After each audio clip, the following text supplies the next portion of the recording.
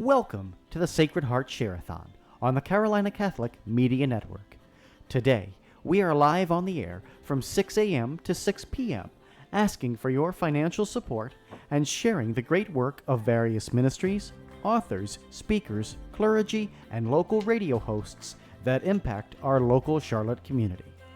Carolina Catholic Media Network is 100% listener supported, and we need your financial support to continue broadcasting the truth of Jesus Christ. Call 1-800-857-2909. That's 1-800-857-2909 to make your tax-deductible pledge. Operators are standing by right now to take your call, or you can donate online at carolinacatholicmedia.org. Thank you for your loyal listenership. We hope you enjoy this special Sacred Heart Share-A-Thon program. And hello, everybody, and welcome into the Carolina Catholic Media Sacred Heart Share-A-Thon. I'm Bill Snyder. It's wonderful to be with you. And last hour we had wonderful Dr. Bill Casey sharing with us biblical insights. And this hour we are blessed to be joined by Tammy Harris, and she is the founder of the Ursus Institute. And so, Tammy, we're going to let you have the mic and take it away. Thank you so much for joining us today here on the Share-A-Thon.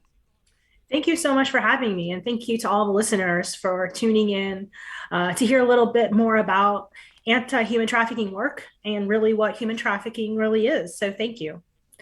Again, my name is Tammy Harris, and I'm the founder and executive director of the Ursus Institute.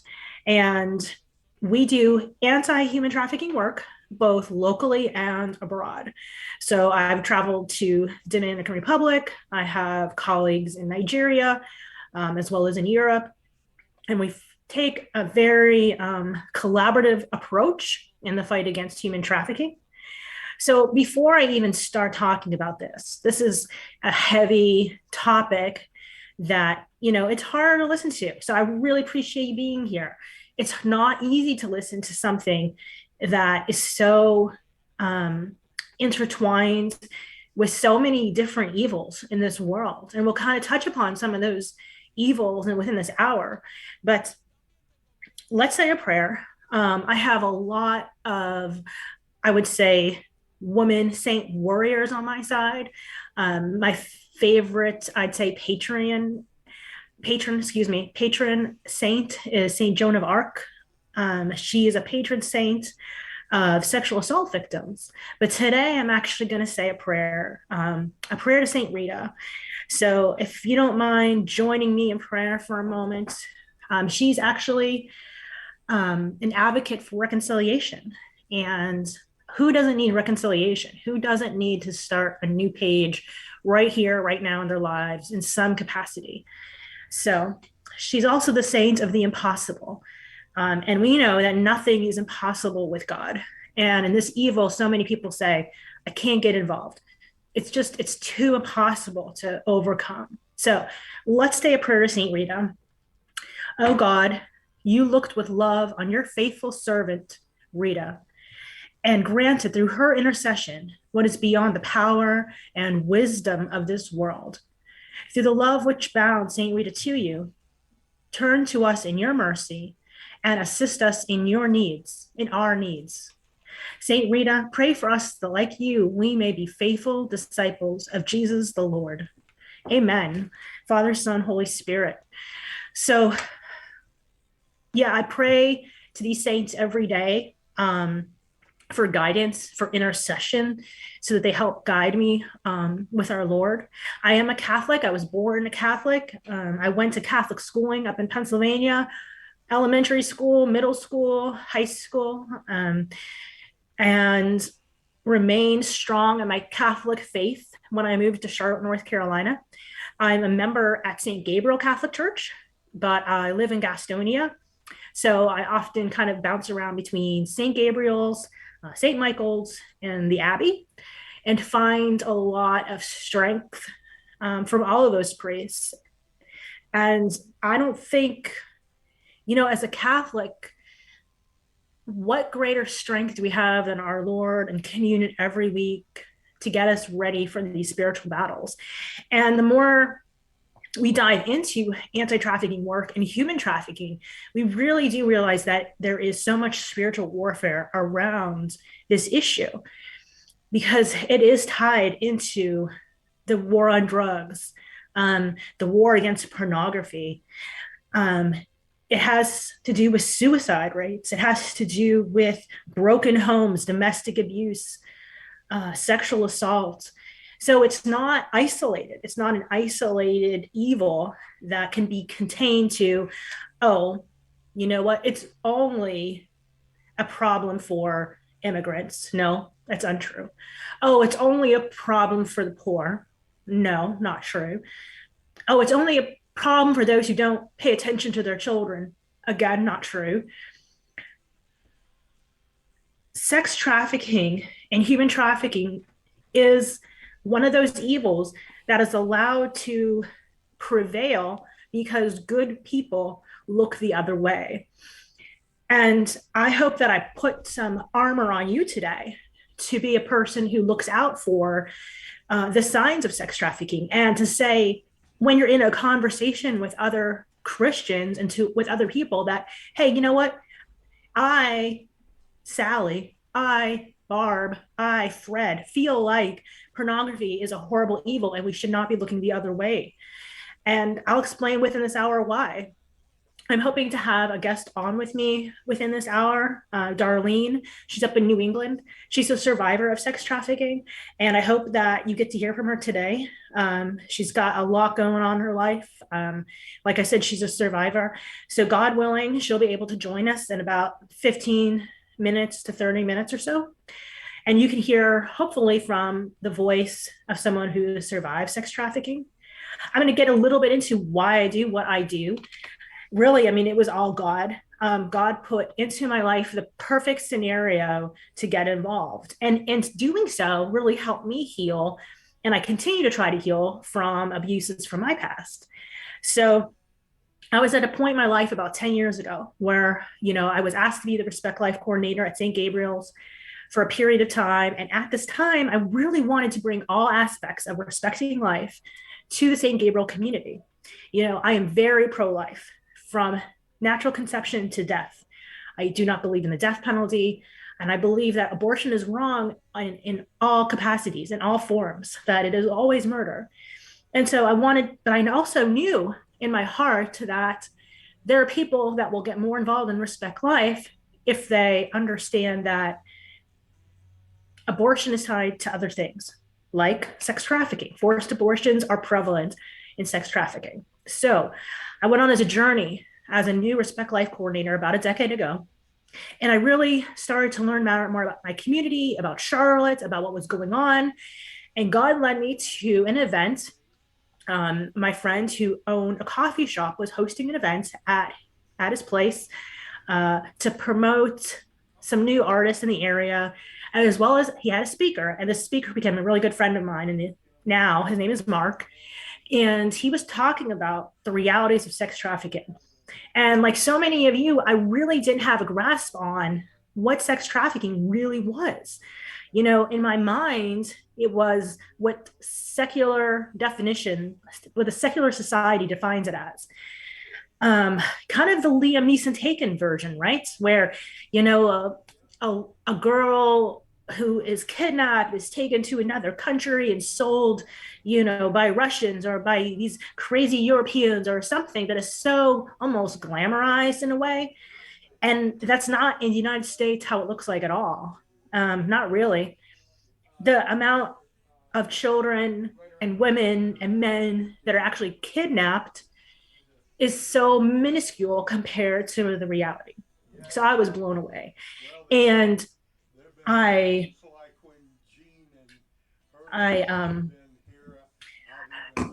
really I got to know a woman who she was a second generation victim of trafficking. So this woman named Lainey, I ended up meeting at an event, and she was, like I said, a second generation victim of trafficking. So she was born in the industry with her mom, lived at a strip club. Her bus, actually, she's the same age as me. She's in her mid 40s. When she was a child, for her bus driver actually had to drop her off at a strip club and no one said a thing. So we live in a society where people just assume that issues are other people's problems sometimes, and we don't intervene. So I guess the first thing I want you to take away is if you see something, it doesn't matter if it's trafficking, it doesn't matter if it's what the evil is, make sure that you always try to get involved in a safe way, of course, right? Calling law enforcement, talking to your priest, reaching out to someone like me who knows an issue, an expert in an issue that can give you some guidance. Um, so, for me, if you see something that you feel is uncomfortable, so some signs, right? What are some signs that you should be looking for before we kind of dive into what a typical American victim looks like? So, some signs would be a woman or man, because men are victims too. And you don't have to be pimped out by someone of a different sex. That could be the same sex. So a woman can be pimped out by a woman. A man can be pimped out by a man. So you're looking for a relationship between two people that does not seem fair or equal, that one person is not allowed to answer for themselves or doesn't seem to know the answers to simple questions. So if you ask me what I had for lunch today, I wouldn't need to turn to look to somebody and say, "What did I have for lunch today?" I would know because I have a locus of control. I am independent and I can make decisions such as what I'm having for lunch on my own. And I don't need to turn to somebody to check to see what I ate. So these simple questions, or Tammy, what's your phone number? Again, this is things that I should have the right to know what my phone number is. It shows a piece of freedom that I think we all intrinsically know in our heart when we speak to someone and we know that they're not of free will.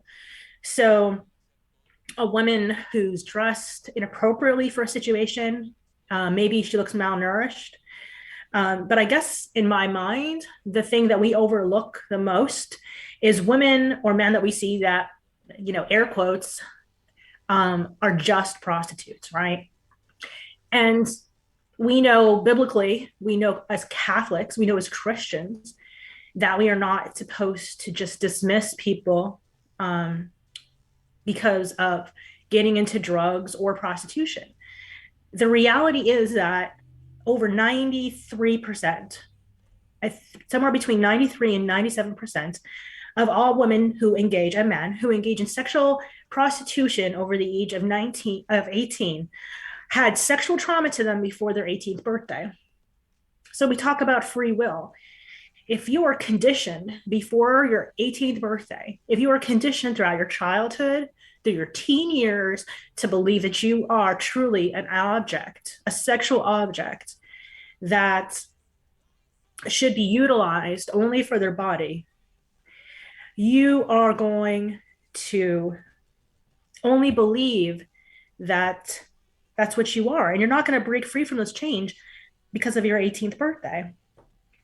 So let's have a little bit of compassion for the people that we see and asking them,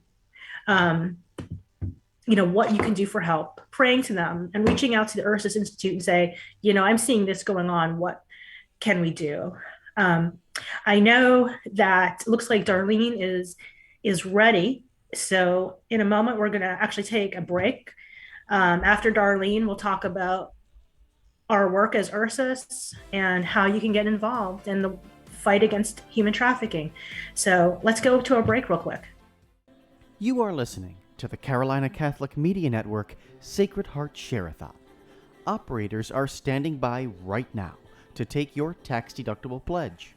Call 1-800-857-2909. That's 1-800-857-2909. Or donate online at carolinacatholicmedia.org.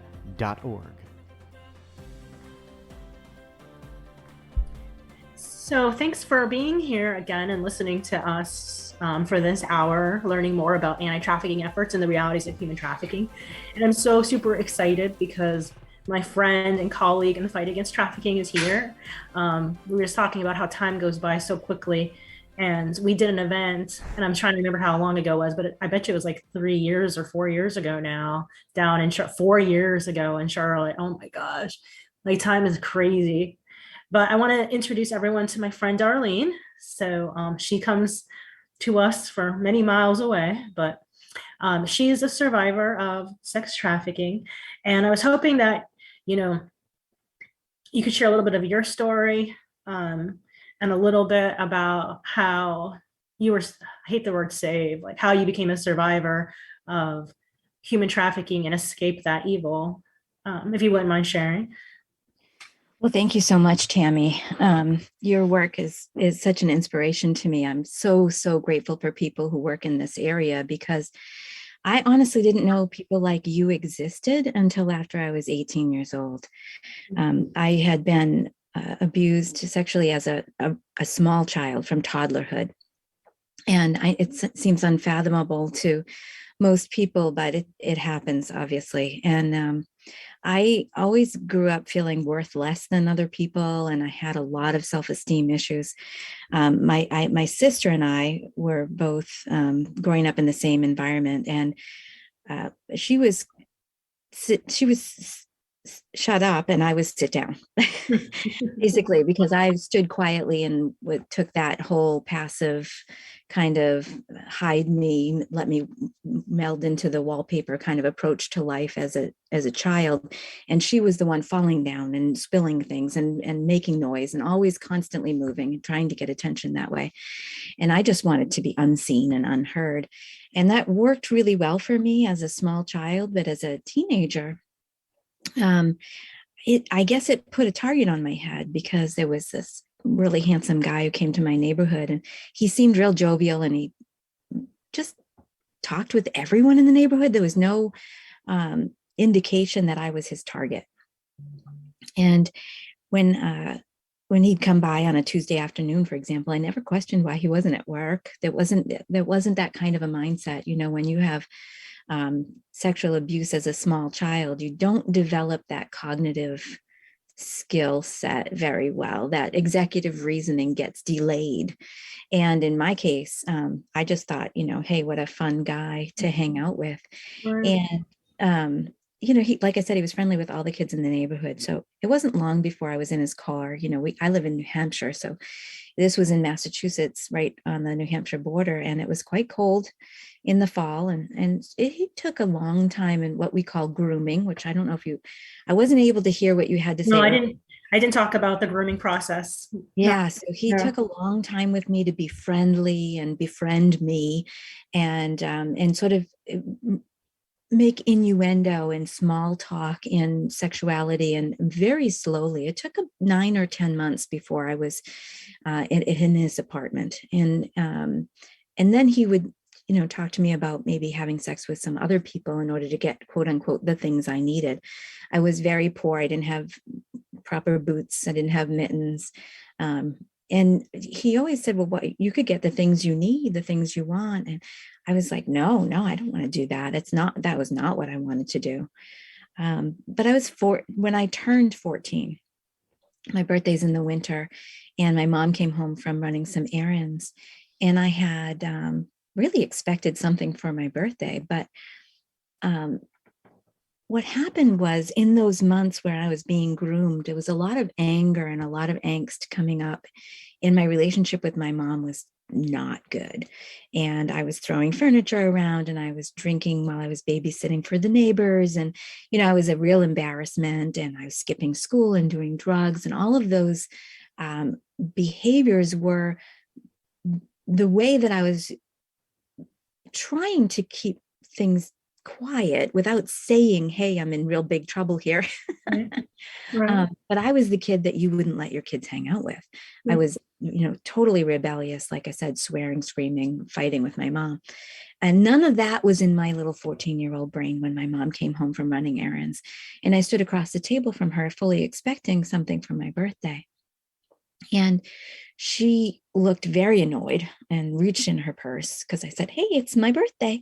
She threw 2 crumpled up dollars on the table, and I was devastated. Mm-hmm. I just was so devastated. We had always made a big deal of birthdays in my family, and it was just very upsetting to me. Now, this man that I talked about, he was called Ace in the neighborhood. And he had given me his phone number. He never asked for mine. So he was not imposing at all. As I said, he sort of made it sound like, if you want to do this for the things that you need, you can make this decision. And I was 13 all that year that I'm talking about, that grooming went on. So this was my 14th birthday, and I called him and I said, I'm ready. I'll see your guy. And he brought me to his apartment that very afternoon. And I stood there, and the slush was 3 inches outside and just covering my feet and really going up into my shoes. And I looked in this three-way intersection. There was a drugstore behind me. So there was no light in front of me, but always behind.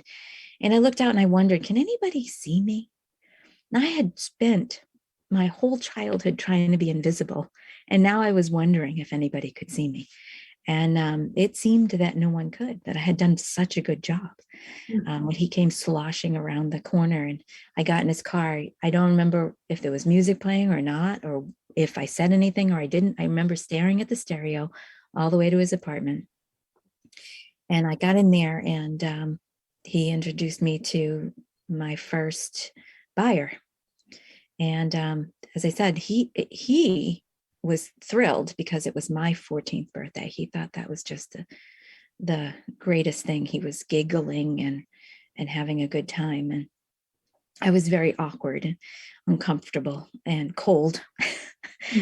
And I got through it, and I got a little bit of money and bought some more drugs and some alcohol to try to numb the pain of the rejection and the trauma that I had been through in my youth. And now this, and I just didn't know what to do with all those feelings. I stuffed them. As I said, I tried to do the drugs and alcohol to numb. And he said, hey, you want to come out again? And, I did a lot of times. And he sold me in houses and in hotels and back alleys where he ran a illegal gambling thing. And so I was performing sex acts in cars in the alleyways and stuff. And it was very terrible, actually. But a lot of times I would just, as I said, be so numb. I'd be coughing and choking and whatever. And some of the men were very brutal and didn't care that I was actually a little girl. They oftentimes just did what they wanted without regard to the fact that I was actually a person at all.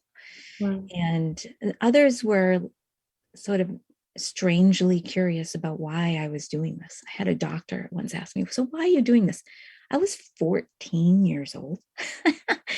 At that time, I hadn't quite turned 15. And I remember laying there thinking, I don't know, nothing better to do. And I look back at it thinking, well, I could have been in school.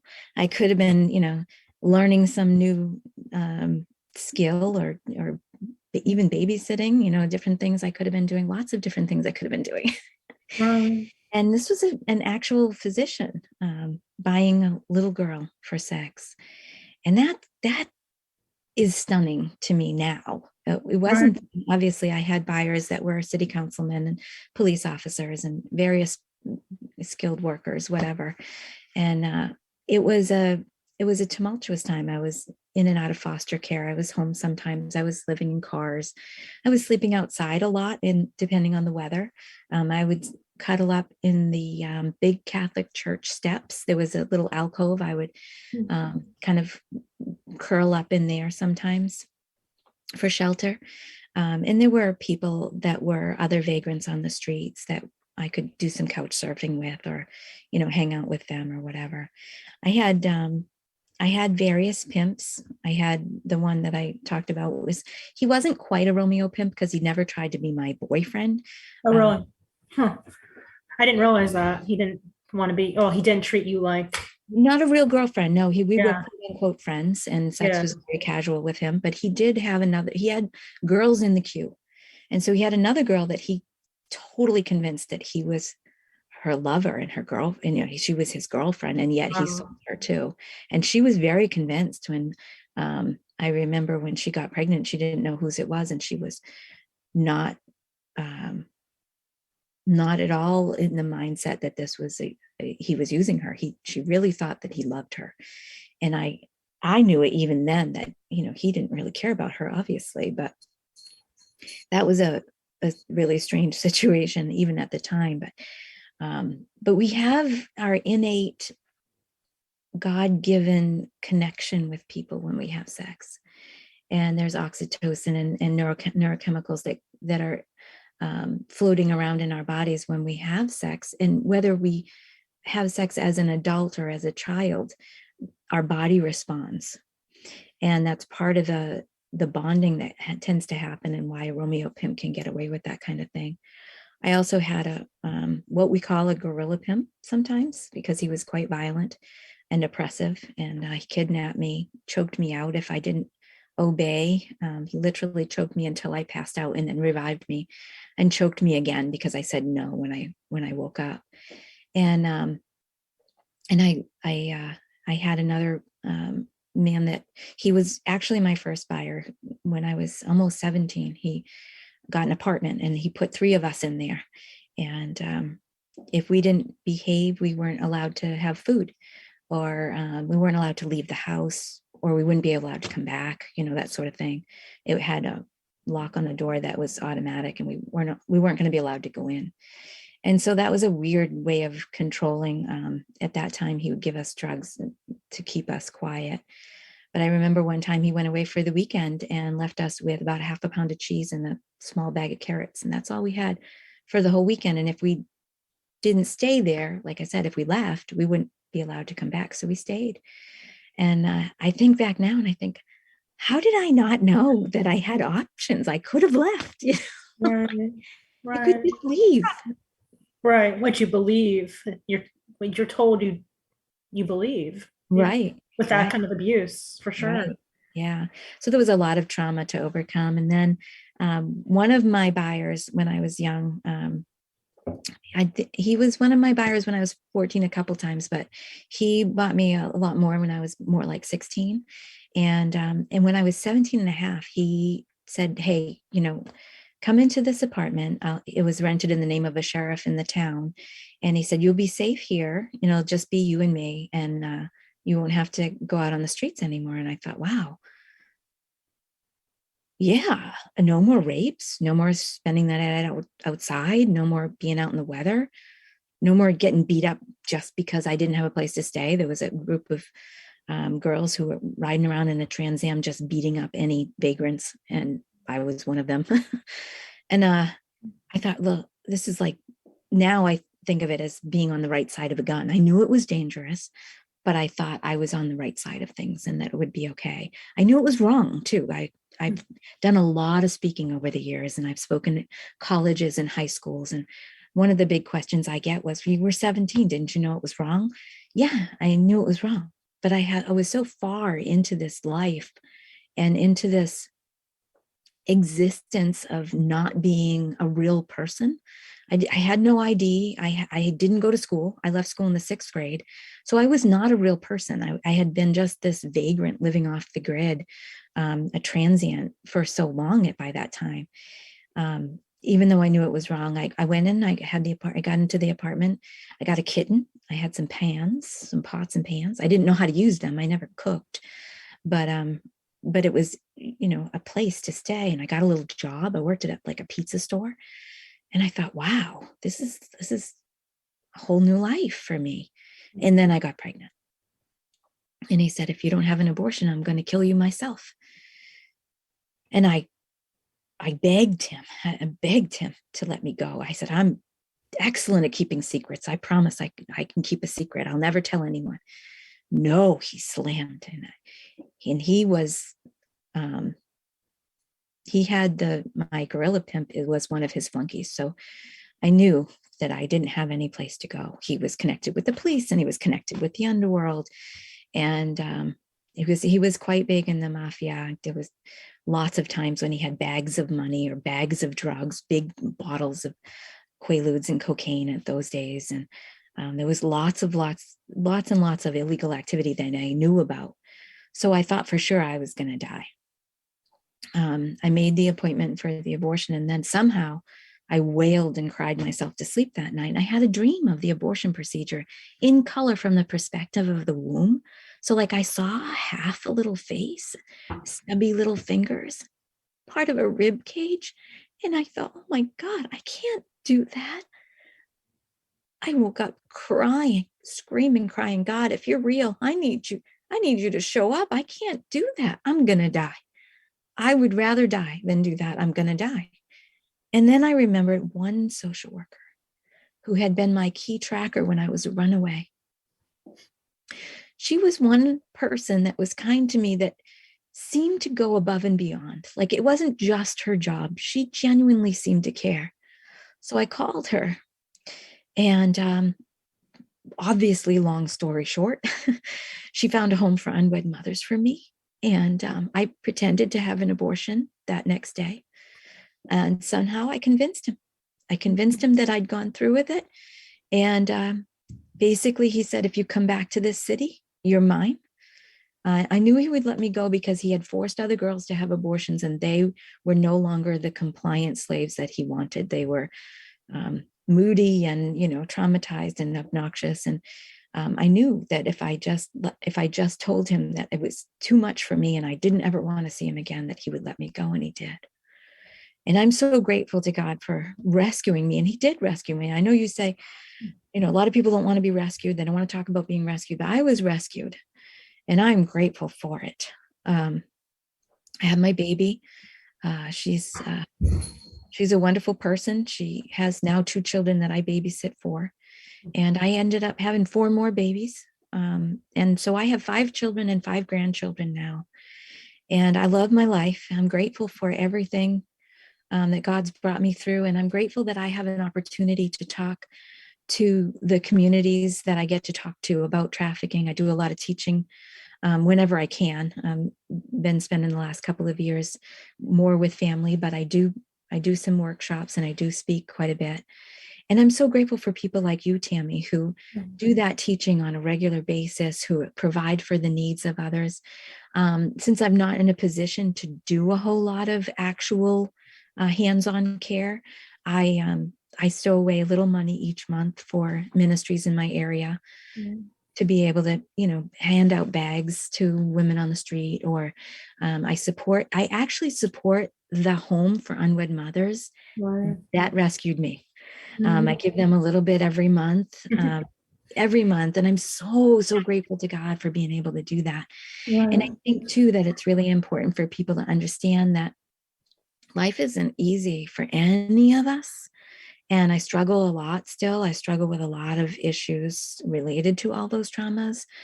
But if it weren't for people like you reaching out and supporting people like me, then I wouldn't be able to reach out to others and support them as well. I do quite a bit of, one-on-one counseling and talking with people who have gone through similar things, and praying. I'll do a lot of praying with people. And so it's very important that ministries like yours in Ursus continue. And obviously Catholic ministries obviously are doing tremendous work in this realm. And I'm very, very grateful. And I hope that everyone listening will hear and respond with whatever it is that God puts on their hearts. If he tells them to give a little bit of money each month, or he tells them to reach out to you and see how they can get more involved, or reach out to the ministry that's doing the Share-A-Thon. It's really, really important, because there are so many hurting people out there. And as I said, I didn't know people like you existed. I did go to tent ministries as a teenager, but we went for the coffee and the donuts, and we listened, and we did listen. And I know that word got in my heart, but really I didn't know that there were people who would open their hearts and minds and wallets to help a girl like me. So I thank you. I really, really appreciate you, Tammy. Thank you. No, I'm so blessed to call you a friend, and someone that we can pray together. And I'm so grateful for our friendship, because we have had different lives. We've both had our different types of trauma, and I think we both realize what we get by giving. And to share with everyone, like you don't need to be a victim of trauma to help. Right. You just have to have a big heart. The woman who helped you when you were pregnant, and just knew that you just couldn't go through without abortion, it didn't matter what her background was in. It mattered that she had a heart to be there for you when you were ready. When it was your time to reach out to her, she was there for you. And so, thank you for saying that, because I do believe the people listening, I don't believe in coincidences. I believe God puts people at the right place at the right time for the right reasons. Absolutely. And it's either, it's to do something, to donate, or to open a door for something else, and so I applaud you for being so vocal about it, because I know it takes a lot out of anyone to sit and talk about trauma. It never is easy, and it's draining, and I know that it's exhausting, and I'm very thankful for you. So thank you for sharing, and thank you for your time. Thank you, Tammy. And thank you for the ministry that, is it David doing? Oh yeah, with the Catholic, yeah. So yeah, David's a great guy. I've gotten to know him over the years with the Catholic News, and yeah, I'm very grateful for this ministry as well. So yeah, I know that they're running this Share-A-Thon to get donors, and I do believe everyone has a little bit to give, even during these crazy times, because it's the nonprofits that really are the ones that are the doers. They get it done. So I have about 5 more minutes. Did you have anything else you wanted to share before? I think if there was anything, obviously it would be getting education out there to the communities and to the schools. And I know that it's really hard to think about how young I was, but the problem is that now they're even younger. The average age for kids being attacked by, and I say attacked because I feel like it's an assault on them, being attacked by porn through their devices is about between 9 and 11. And so we've got to really get the word out to these kids that the media is not their friend. They need to be more careful with their devices, and their parents need to have all their passwords. And so in order to prevent them being attacked by porn, putting safety devices on and being very open and honest with our kids about the fact that there are bad guys out there. And obviously when we talk about, we used to talk about the dragons and the dragon slayers, that it's not that we want to know there's a dragon, but we do want to know that there's a dragon slayer. Right. There are always going to be dragons, but there are also dragon slayers. There are victors in this fight against evil dominating our children. And to prevent the trauma from happening in the first place, in my mind, is really the best and most important thing to do. And I think we do that by being parents, but it's everywhere. And like I said, it's attacking them through all of their devices. I remember when my son was 9 years old and we rented a VHS. There was porn on that VHS. Oh my gosh. It showed 3 times before it deleted itself. So it was somehow programmed into the VHS. Oh my showed it to me. He said, Mom, what is this? And he showed it to me. And then the next time I tried to show my husband, it started and then deleted itself. Wow. So that was happening even back then. Oh my God. So it's super duper important that we get out into the communities and teach people what this is and how to come against it. And don't be afraid to talk about it. Don't be afraid to say, the reason why I'm against porn is because it pollutes sex. Right. It gives women a horrible image about themselves. The women who are engaging in porn have a literal or figurative gun to their head. That just how many women have had forced abortions, like almost happened to you because of pornography. And it's not an innocent. It's not innocent in any capacity. It has so many victims, and we're over sexualizing our children. We're normalizing sex at a very young age. And there is repercussions of that. I'm going to share my number real fast in case people want to text me to get involved, or maybe if they have questions for you later. My cell phone number, and I'm sure David will share it hopefully online, is 704-780-2933. So again, that's 704-780-2933.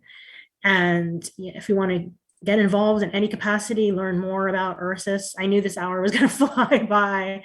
Gosh, there's so much to talk about. I mean, I talked about a little bit about being involved in Respect Life, and that's how I kind of stumbled upon the reality of human trafficking.